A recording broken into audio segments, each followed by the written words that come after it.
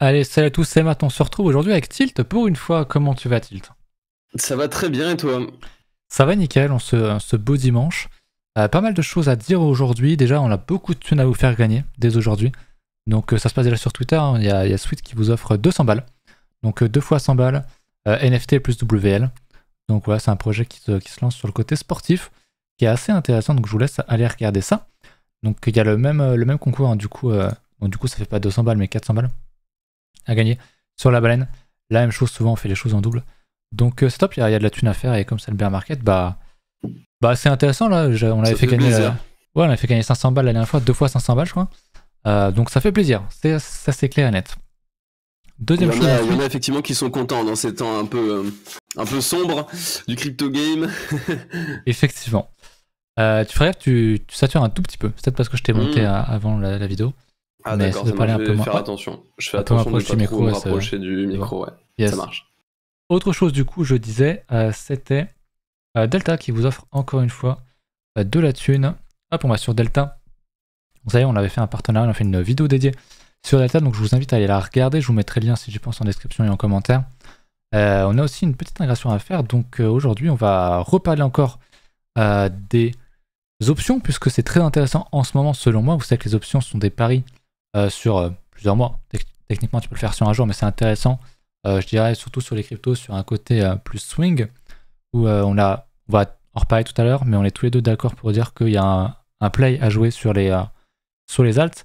Et donc, voilà, quand on voit la gueule d'Ether, admettons, bon, au niveau des options, vous pouvez vous en servir pour vous hedge. Par exemple, vous achetez des alts, vous croyez pas mal aux alts en ce moment.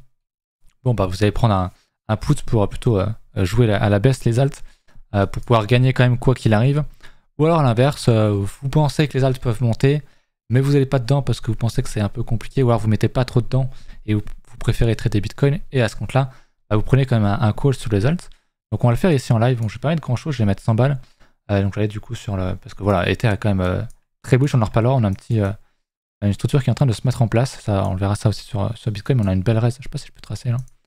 Mais franchement, si on casse ça, moi je m'attends à ce qu'on vienne retaper au moins les 1008, pourquoi pas même un peu plus haut.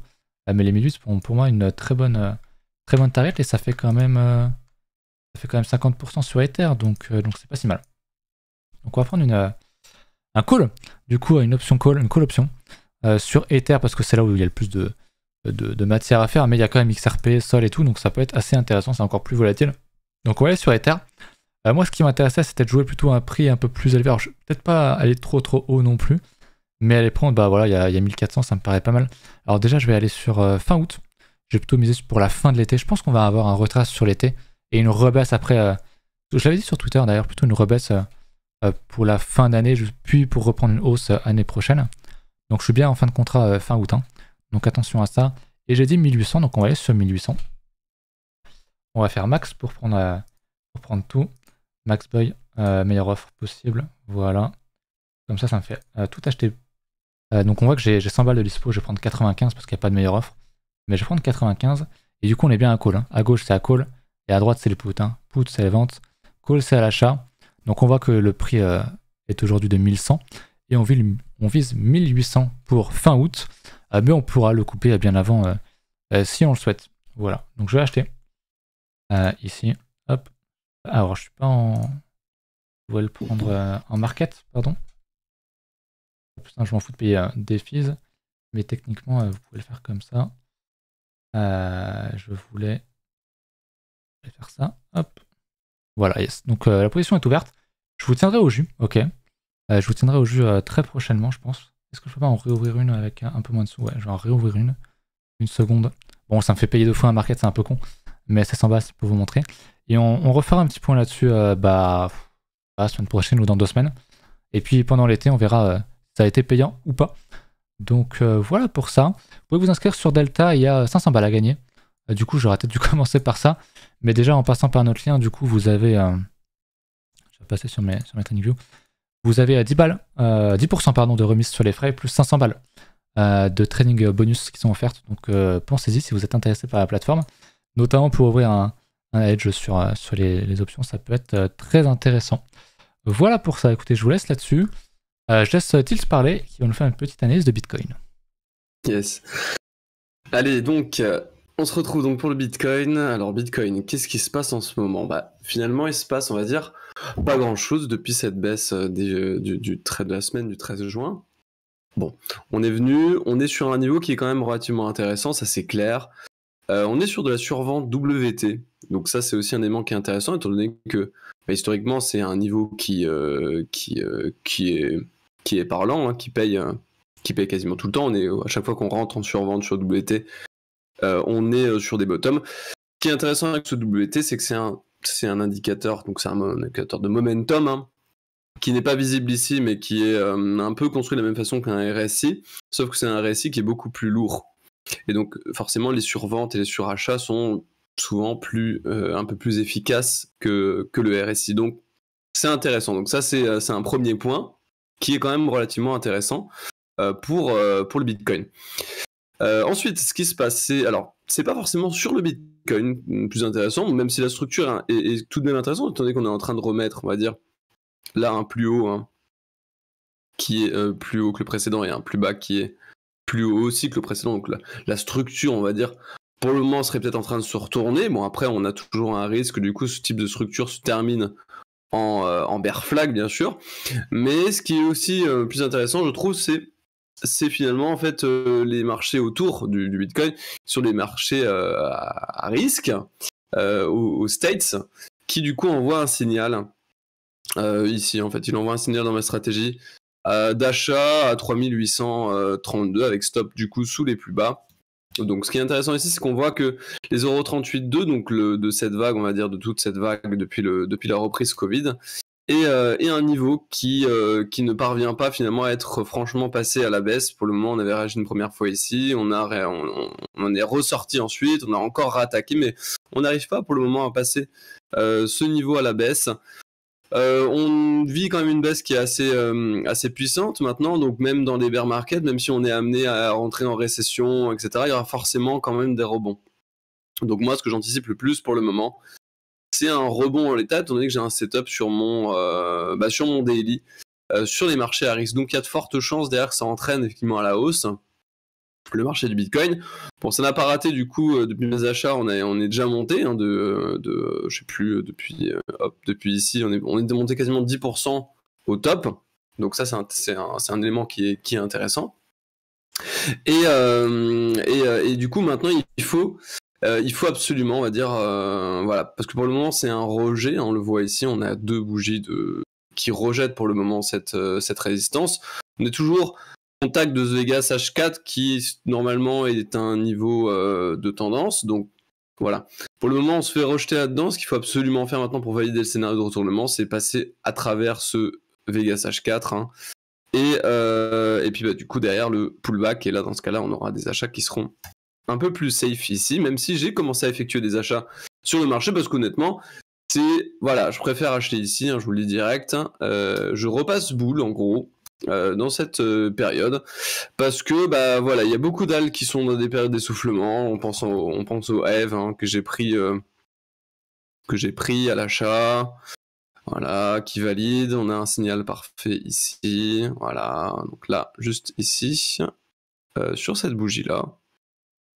Sur celle-ci, un signal ici qui a été envoyé. Bon, il y a déjà quelques pourcentages qui ont été pris pour le moment. Mais voilà, on retrouve ce type de structure un tout petit peu partout. Des structures globalement d'essoufflement. Les vendeurs sont de plus en plus faibles. Les acheteurs pointent le bout de leur nez ici. D'ailleurs, on le voit sur les bougies de reprise ici. C'est pas effectué sur des points bas. C'est-à-dire que c'est pas des volumes de vente, hein. C'est effectivement des volumes d'achat, c'est effectué sur une reprise haussière ici. Donc ça peut pas être constitué un pic de volume sur un bottom vendeur. C'est des volumes de rachat acheteurs. C'est intéressant aussi de voir ça. Donc essoufflement volume, essoufflement momentum, on retrouve ça à peu près partout. Et pour le coup, là où je trouve qu'il y a vraiment son épingle il y a, je pense, une épingle à jouer. C'est le FTT, le BNB, on retrouve sur les différents tokens d'exchange une dynamique contre le Bitcoin qui est assez intéressante à constater. Vous le voyez ici, donc là on est sur le FTT où on voit quand même une solidité de ce type d'assets contre le Bitcoin pendant ces phases où c'était finalement plus intéressant de détenir en début d'année là du FTT que de détenir du Bitcoin. Parce que du coup on tankait, on va dire, la baisse un peu plus solidement sur la FTT, et c'est le cas de BNB aussi. BNB, on peut le voir, qui pareil dans des grosses structures c'est des structures ascendantes en fait. Ça n'arrive pas beaucoup sur les altcoins. On peut prendre n'importe quel type altcoin, on va prendre ADA au hasard. Voilà, ouais. On a souvent ce type de structure là. Où vraiment, voilà, le Bitcoin s'est effondré. On a aussi du coup les alts qui sont effondrés encore plus. On peut aussi trouver Gala, Gala qui a pris tarif aussi. Voilà, il y en a plein, il y en a énormément qui ont pris tarif, mais pas les tokens d'exchange qui eux pour le coup sont vraiment, voilà, on peut voir le Léo qui est dans un bull run complet contre le Bitcoin, qui a même pas cligné d'un œil pendant cette phase de bear market. Donc il y a vraiment, je pense, quelque chose à jouer sur les tokens d'exchange. Donc c'est à surveiller de près. Là, j'ai déjà commencé à mettre des alertes. On voit que sur le FTT, on a déjà commencé à déclencher des setups. On le voit, un gros double bottom de continuation. On le voit ici. Donc ça, c'est une grosse structure intéressante. Si c'est amené à être pullback, c'est évidemment un achat. C'est un achat. Et franchement, moi je trouve, voilà, c'est beaucoup plus intéressant de s'intéresser à des achats ici, maintenant qu'on a fait, maintenant qu'on est en survente sur WT, qu'on a pullback le niveau des 20K. Je trouve vraiment que c'est vraiment un moment qui est vraiment intéressant ici pour commencer, je pense, à investir si vous souhaitez investir. Et ce qui est assez marrant, c'est que c'est pas le cas des gens. Je vois beaucoup de sondages actuellement, donc là on va plutôt parler de psychologie, qui en fait, bon, les gens sont permabull quoi qu'il arrive, ça c'est clair. La seule chose, c'est que à l'heure actuelle dans les sondages, ils sont plus permabull et ils espèrent même des fois des baisses, mais ils préfèrent un range. Pourquoi ? Parce que les gens, la majorité des gens, et on le voyait de toute façon dans les sondages, on en parlait ici, je vous le disais en vidéo, moi j'étais déjà sorti largement de la crypto, et à ce moment-là, il y avait, ou même ici, je suis ressorti par là. Il y avait, voilà, je regardais les sondages, les gens étaient à 80% dans les altcoins, donc vous m'étonnez bien, quelqu'un qui est dans les altcoins ici, qui a investi ici, voilà, il prend très cher. Sur les altcoins, il prend très très cher. Souvent, là, à l'heure actuelle, ce qui se passe, et là, je sais que c'est la majorité des gens qui vont écouter cette vidéo, je sais que c'est vous, là, qui écoutez la vidéo, je sais que vous êtes dans ce cas, il y a de très fortes probabilités que vous soyez dans ce cas, que vous espériez, en fait, un range, donc soit une stabilisation du cours, soit une baisse. Pourquoi ? Parce que simplement, vous avez investi beaucoup trop tôt, vous avez perdu beaucoup d'argent. Comme ça, je l'ai vécu aussi, je l'ai fait aussi. Vous en faites pas, je me place pas en donneur de leçons, je l'ai fait. Et c'est tout à fait normal. Par contre, ce qui se passe du coup, c'est que vous espérez une neutralisation de la tendance ou alors une continuation de la baisse, simplement pour toucher des salaires, toucher le mois de juillet, le mois d'août, etc. pour pouvoir simplement, vous attendez des rentrées d'argent finalement pour pouvoir réinjecter dans le marché. Parce que voilà, vous pensez que c'est quand même, voilà, vous n'êtes pas bête non plus, vous pensez que c'est effectivement un niveau qui est quand même assez intéressant pour du long terme. C'est clair, si vous avez investi à 38 000, on est d'accord que normalement à 20 000, vous pensez encore à l'heure actuelle que ça devrait être un bon niveau. Mais c'est pour ça que je pense que les gens restent bull dans le fond, mais ne le sont plus dans les sondages, simplement parce qu'ils attendent une stabilisation du cours, ils attendent de réinjecter de l'argent, de pouvoir en tout cas réinjecter de l'argent, et je pense que ça va se passer. Voilà, je pense que ça va se passer comme ça dans le sens où on risque de monter. Je pense vraiment qu'ici on risque de monter un fort potentiel de rebond jusqu'à, on va dire, les 30 000, 29 000. On a toute une zone de creux ici à venir bosser jusqu'à 29 000, on va dire. Donc ça, c'est tout un très bon niveau. On avait vu aussi, on a des cibles sur les gaps CME là ici. On a du CME à venir combler. On est venu tous les combler à la baisse. Celui-ci, c'était le dernier qu'on devait combler. On l'a comblé, donc on n'a plus de cible CME à la baisse. Donc ça, c'est un facteur positif tout de même. Et maintenant, on en a, voilà, on voit, on a un gap ici à venir combler à 29 000 comme par hasard. Tiens, c'est bizarre. Et on a d'autres à 35 000, etc. Donc on a d'autres aussi à la hausse à venir chercher. Donc moi, je pense, dans mon idée, on risquerait de faire un scénario de ce type, de venir travailler effectivement cette zone ici de non-liquidité, parce que le but d'un market maker, c'est de faire du business avec tout le monde. Et là, pour le coup, là-dedans, entre 29 000 et 24 000, on a fait du business avec très peu de gens. Il y a très peu de gens ici qui réclament ce prix qui ont été servis. Donc, le travail du market maker, c'est de venir justement combler ce manque. Et donc, pour moi, ce serait tout à fait logique d'avoir vraiment une zone de travail ici aux alentours de ces niveaux-là. On pourrait pourquoi pas lancer une petite mèche à 35 000 d'ailleurs pour effectuer un petit FOMO à base de réintégration des 30 000 et compagnie, parce qu'on voit qu'on a en plus un gap CME à 35 000, donc ça c'est anecdotique. Mais je pense qu'on peut être amené à travailler comme ça, hein, quelque chose entre 29 et 24 000. Ça viendrait en plus conforter le fait de réintégrer les moyennes de long terme, où les gens du coup se diraient ok, c'est bon, on est sorti du coup donc là il y aura 2 scénarios, après les prédictions s'arrêtent là honnêtement, hein. Il y a 2 scénarios, soit effectivement on est sorti de crise, on est sorti il y a pas de récession admettons, etc., et puis on continue, le QE reprend, et puis voilà, les marchés américains remontent, on regagne des niveaux intéressants de suivi de tendance, et puis on est reparti pour un prochain cycle. Dans ce cas-là, ça aura été le meilleur niveau à payer. Autre scénario, on range là-dedans, on officialise la récession, parce qu'on l'officialisera seulement au bout même si on aura les premiers chiffres, on va dire, d'ici la fin du mois, qui vont officialiser la récession, on va quand même les fixer 2 mois plus tard. Donc ce sera complètement officiel un peu plus tard, donc peut-être justement pour le temps de travailler finalement cette zone. C'est vraiment un scénario que j'ai à la tête pour ensuite mener à une capitulation, parce qu'on voit qu'on n'a pas uniquement cette zone de liquidité à venir traiter, on a aussi cette zone ici. Parce que sur toute cette jambe de hausse qu'on a eu ici, il y a aussi un autre niveau où on n'a pas fait beaucoup de business, c'est entre 17 et 14K. Donc on a aussi toute une zone ici, on va dire, allez, 18, 13 000. On a aussi toute une zone ici qui est probablement en demande. Donc moi, ça, c'est un scénario que j'ai en tête. C'est un scénario qui, pour le coup, je pense, serait assez intéressant. Ici, les gens ne veulent pas acheter, on le voit dans les sondages. Je pense que les gens ici, dans les sondages, seront très aptes à acheter. En plus, on aura quelques mois de salaire ici, donc les gens seront assez chauds, je pense, pour acheter. Et ensuite, derrière, hop, j'imaginerais bien encore une petite capitulation en règle pour que les gens qui ont mis leur dernier denier ici soient absolument pas aptes à investir quoi que ce soit moins 50% plus bas. Alors, parce que quand on a fait souffrir les gens pendant un an, que là, au bottom, ils ont plus d'argent, qu'ils réinvestissent sur une retrace et que finalement derrière ils reperdent 50%, il y a plus grand monde qui est capable d'acheter, et encore ici. Hein. Donc, un scénario assez similaire en vrai. Je vais reprendre la main. Je te laisse peut-être débrancher ton micro et le rebrancher parce que j'ai l'impression que tu satures par moment. Il n'y avait pas de problème tout à l'heure, mais de toute façon, j'ai fini de parler. Écoute, je veux parler. Du coup, on va aller sur mon gras. Je vais mettre en grand écran ici.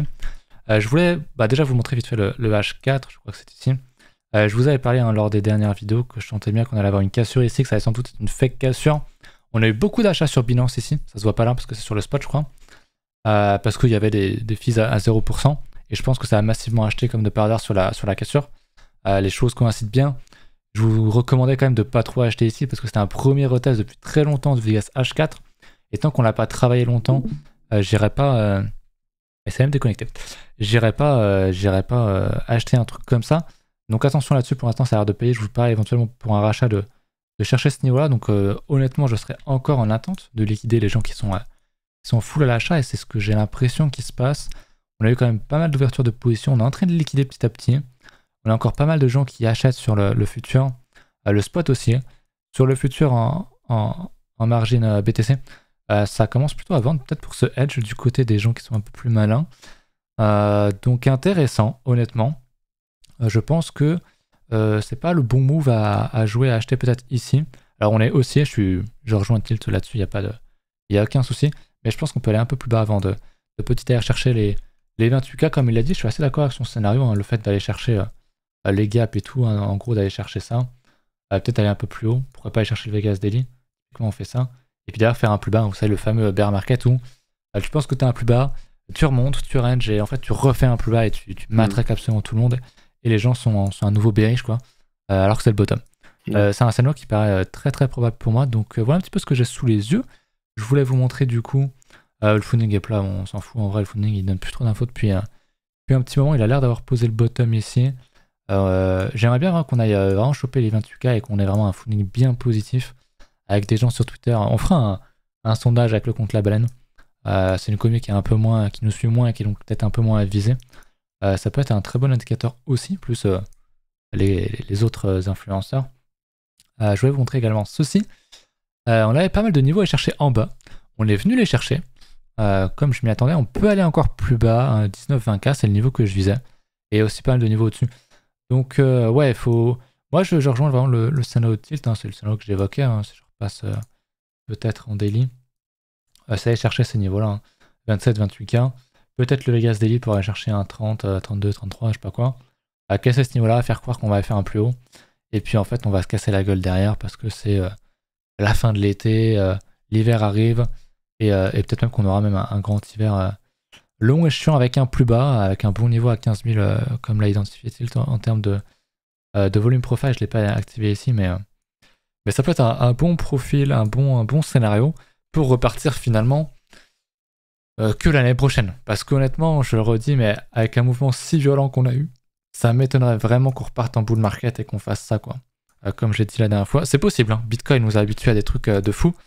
Tout est possible, mais je pense vraiment que venir chercher les 28K, peut-être même pas autant, c'est peut-être même trop évident.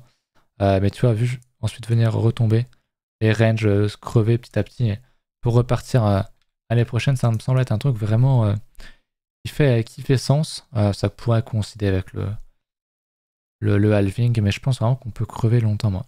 Donc faut bien l'avoir à l'esprit. Et je pense que les surveillants qui sont là en ont quand même conscience. On fait quand même pas mal de pédagogie. Donc voilà, faut être patient et très clairement pour du dessert, on le redit, mais c'est intéressant, même si on reprend moins 50%, ça sera intéressant à condition que les fondamentaux ne changent pas.